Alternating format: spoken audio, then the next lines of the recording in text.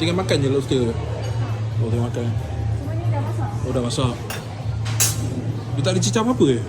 Makan macam tu je. Oh, cicam ni. Kau biar betul lobster cicam mayonis. Tak pernah pula. Oh, lemon. Oh. Okay, masih.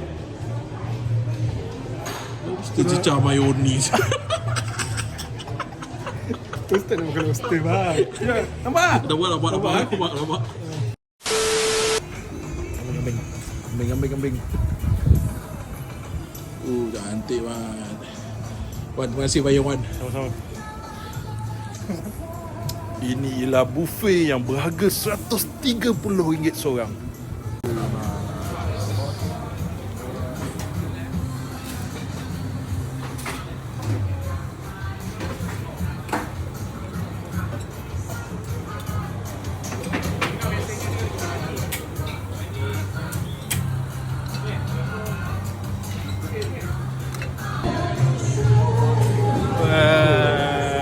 Banyak bang. Mesti banyak banyak.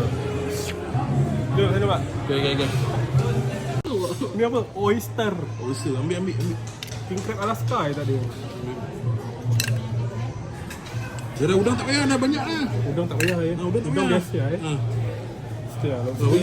Bagi. Pizza kau nak? Pizza nak. Pizza 3 slice je kan. Pizza refill lah. Cukup. Kau ada? Okay. Sebelah pun ada.